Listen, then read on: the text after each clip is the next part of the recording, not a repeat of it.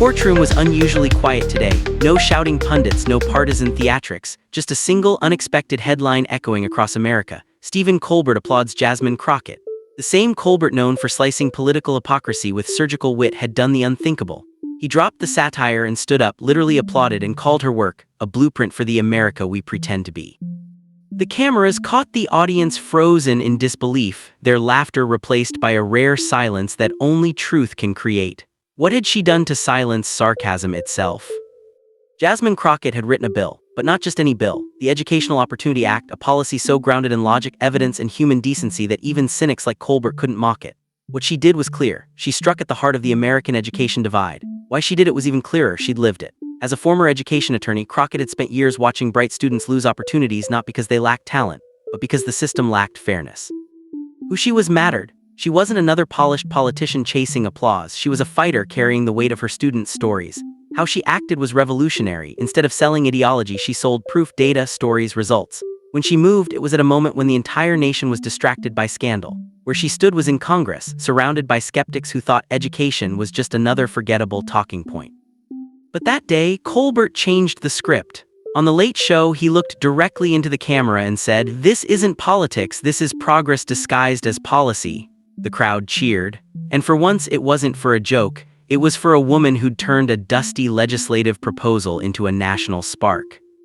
The narrative started like any political segment, Colbert cracking jokes about senators napping through committee hearings, but then he paused mid-sentence, dropped his smirk, and pulled out a thick folder labeled the Educational Opportunity Act. He began reading. The jokes stopped. His tone changed. The audience leaned in. Expanded early childhood education, he read aloud. Investments in struggling schools, teacher development programs, digital learning access for rural communities. Then, with that signature Colbert half grin, he muttered, "Wait, so this is what government is supposed to do?" Laughter erupted, but beneath it was awe. What came next shocked everyone. Instead of inviting a politician for a debate, Colbert played testimonial clips, teachers, parents, students each describing how Crockett's policy could change their lives. A teacher from Detroit wiping tears as she said, "We've been waiting for someone to see us." A single mother from Texas whispering, "This could be the first time my daughter gets a fair start." And a college student from Kentucky saying, "This is the first bill that feels like it's written for people, not headlines."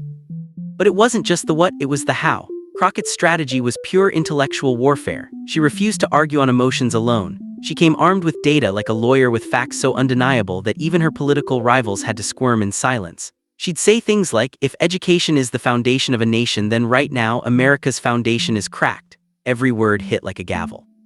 Colbert, usually the jester, turned into the jury. He declared, "When our comedians are doing the journalist's job, something's wrong. When our representatives are doing educators' jobs, something broken.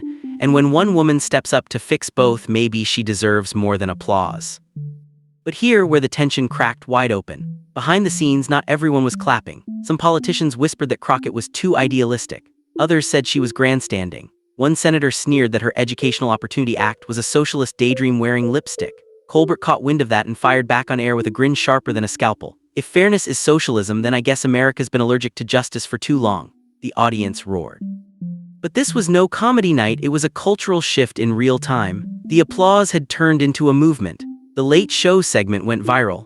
Hashtags like Crockett for Change and Education Act Now exploded across X and TikTok. For once, policy trended like pop culture, and in Washington, that's more terrifying than any filibuster. The next day, Crockett was invited onto The Late Show, and the atmosphere felt electric, like a courtroom before a verdict. She walked in with her trademark calm confidence, but there was fire in her voice. Colbert asked, "How do you stay grounded when politics rewards noise?" Without hesitation, she replied, "By being louder with evidence." The audience exploded. That line alone was enough to echo through political podcasts for weeks. Then she explained her philosophy, not about left or right, but about results. "If you walk into a classroom and can predict a child's future by their zip code, that's not a school problem, that's a moral one," she said. Colbert leaned back, smiling. "So you're saying the real test isn't standardized, it's human?" She nodded. "Exactly." But just as the nation started celebrating, the counterattack began. Critics claimed her bill was too expensive, too ambitious, or unrealistic. And that's when the real drama started. Crockett responded not with rage but with receipts. She broke down every line item of the act, explaining how each investment would save money long-term, reducing dropout-related economic losses, cutting juvenile crime rates, increasing workforce productivity. Every point landed like a legal punch. And when one pundit accused her of utopian dreaming, she calmly replied on live TV, "Dreams built every nation that ever existed. The problem isn't dreaming big, it's governing small." The clip hit 10 million views in 24 hours. Then came the turning point, the how of her transformation from policymaker to public icon. Colbert, realizing what he had stumbled upon, launched a recurring segment called Education Across America. Each week, he spotlighted a struggling community, a teacher fighting burnout, a student beating the odds. And in every episode, somewhere between the jokes and the jabs, the same message surfaced: Crockett's vision is working. He showed how schools in low-income areas began receiving small grants inspired by her bill's framework even before the law had passed. Teachers in Kansas started organizing digital literacy drives. Parents in Mississippi formed advocacy groups demanding equitable funding. America, for once, wasn't just watching, it was doing. And that's when the ripple became a wave. Lawmakers who once rolled their eyes began changing their tune. "We're just reviewing the fiscal implications," they'd say, which in political code means, "We're scared the public likes this too much to oppose." One congressman, initially against the bill, later admitted on camera, "Honestly, her data cornered us." But Colbert didn't let the moment fade. He doubled down. In one unforgettable monologue, he said, "We live in a time where scandal gets airtime and solutions get buried, but Representative Crockett walked into this swamp and somehow she's teaching Congress how to swim." The applause that followed wasn't just laughter, it was reverence. And somewhere in Texas, a teacher watched that episode and whispered, "Finally." But behind the cheers, the tension brewed. Political operatives started plotting quiet sabotage. Anonymous think pieces appeared online. "Crockett's bill too good to be true." Rumors spread that her data was misleading. Late-night hosts avoided mentioning her except Colbert. He stood firm, saying, "If truth makes you uncomfortable, that's not propaganda, that's progress." The audience screamed with approval. Still, Crockett didn't chase validation. She chased results. She held bipartisan meetings not to compromise but to confront. "If your opposition is logic, you've already lost," she told one senator privately. It leaked, of course, and made her even more legendary. By now, the story had evolved into something bigger than politics. It was myth in motion. Parents began sending letters to The Late Show thanking Colbert for giving their children hope. Students made fan edits of Crockett's speeches on TikTok with captions like, "She's not playing politics, she's fixing it." And Colbert, once the eternal cynic, confessed on air, "Maybe I've spent too long laughing at the problem. Maybe it's time to applaud the solution." The camera zoomed in on him, the audience silent. "Because sometimes," he said softly, "a policy can be funny only until it becomes reality." Then he raised his hand, clapped once, twice, and said, "Representative Jasmine Crockett, this applause isn't for a politician, it's for a patriot." The crowd stood. The applause lasted 2 full minutes. And that's when something shifted in the air. America, divided by everything from taxes to tweets, found one thing it could agree on: someone was finally fighting for their children's future and doing it with proof.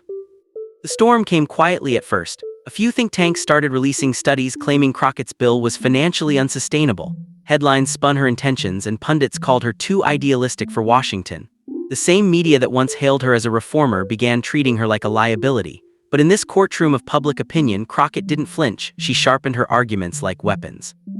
What was happening was simple. The establishment felt threatened. Why they attacked her was because truth dismantles comfort. Who led the charge were the usual suspects: lobbyists, career cynics, and those allergic to accountability.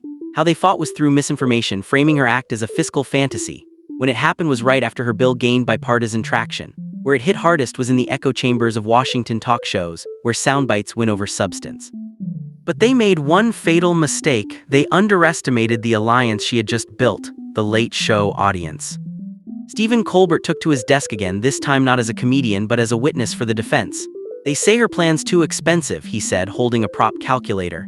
"You know what's really expensive? A generation growing up without opportunity." The crowd laughed, but the message cut deep. He wasn't mocking her critics for entertainment. He was dismantling them point by point, the way Crockett did in Congress. He showed a chart comparing the cost of education investments versus incarceration rates. "It's funny," he said, "how we never ask if prisons are affordable, only schools." That line became a national quote, printed on protest signs and retweeted by educators across the country. Meanwhile, Crockett took her case back to the floor of Congress. Her tone wasn't fiery, it was forensic. "We are not discussing numbers," she declared, her voice echoing through the chamber. "We are discussing futures. Futures don't have price tags." Even her opponents stayed quiet, sensing the power behind her calm.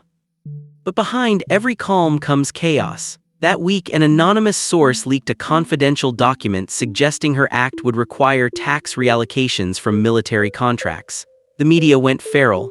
"Crockett wants to defund defense," shouted headlines. Social media burned with outrage. And then silence again, because Colbert walked in. That night, he opened his show with a grave tone. "They say she's defunding defense," he said, "but what's a nation defending if not its children?" The audience went wild. He showed clips of crumbling classrooms, exhausted teachers, and outdated textbooks. "This is not defunding defense," he said slowly, "it's redefining it." It was the kind of rhetorical sledgehammer only Colbert could wield, half humor, half holy fire. That monologue alone shifted the narrative overnight. The next morning, public approval for the Educational Opportunity Act rose by 14%. But Crockett wasn't chasing numbers, she was chasing justice. She appeared again on The Late Show, this time visibly tired but unwavering. "You've become a symbol," Colbert told her. "Does that scare you?" She smiled faintly. "Symbols fade," she said. "Systems last, I'm building systems." The audience erupted. You could feel it, the rare electricity when entertainment crosses into history. And then came the hearing. The final showdown. Congress had gathered for a decisive vote, the kind that determines whether an idea becomes law or another forgotten headline. The chamber felt like a courtroom, the air thick with ego and expectation. The opponents came armed with rhetoric. "This bill," one senator declared, "is a beautiful dream, but Washington deals in reality." Crockett stood, adjusted her papers, and replied with the precision of a prosecutor, "Reality is exactly what this bill fixes. The dream was thinking inequality could fix itself." The room froze. One by one, she dismantled every argument against her. "Too expensive," she countered with fiscal data. "Too ambitious," she listed successful pilot programs already showing results. "Too idealistic," she gestured to the crowd of educators in the gallery, whispering, "Tell that to them." The vote began. But before the result could even be read, Colbert's team aired a live special titled Education Across America, the final hour. It wasn't comedy anymore, it was witness testimony. Parents calling in, teachers sharing stories, students reading letters to Congress. "We're not watching politics," one caller said, "we're watching character." And as the votes came in 214 for 211 against, the gallery erupted. The Educational Opportunity Act had passed, barely but beautifully.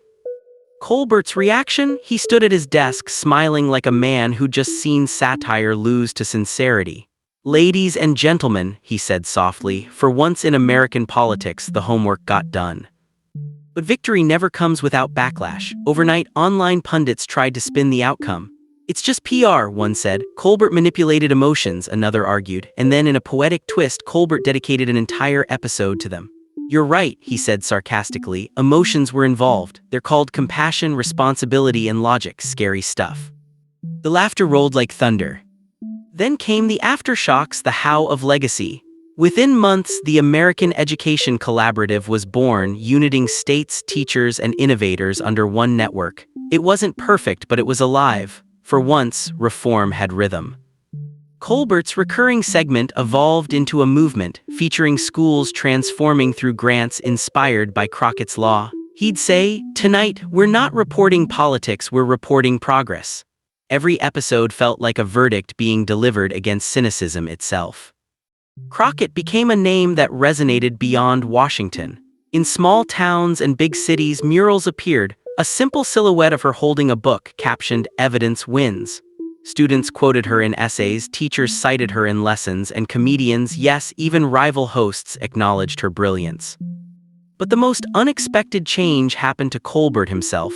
During a live anniversary special, he admitted, "I used to think laughter was the best weapon against madness, but maybe truth is funnier when it wins."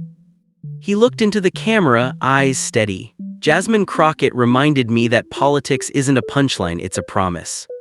The applause that followed wasn't entertainment, it was gratitude. Still, Crockett refused to bask in the light. "We've passed one bill," she said later, But until every child wakes up in a country that invests in their potential, we're not done.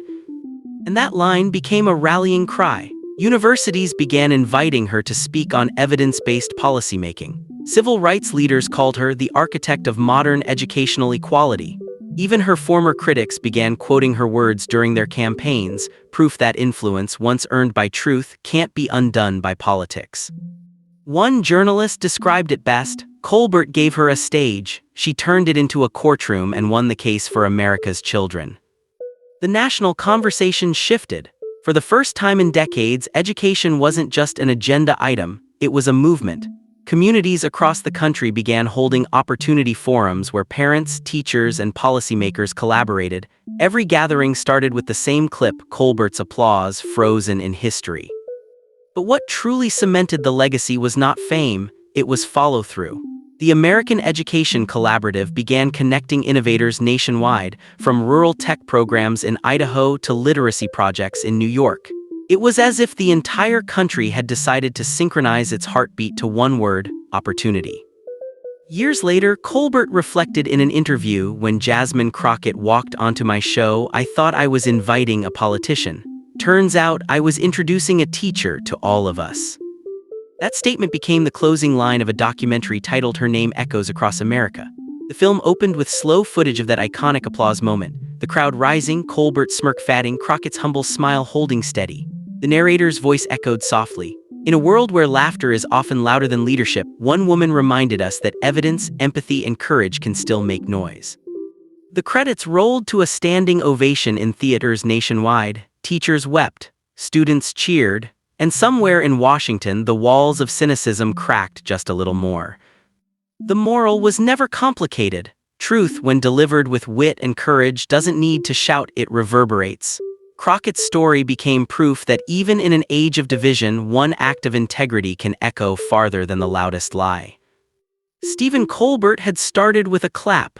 Jasmine Crockett had turned it into a cause, and together they'd done the impossible, made America believe once again that education wasn't just policy, it was destiny. And as the narrator's voice faded, one final line lingered, quiet, powerful, and unforgettable.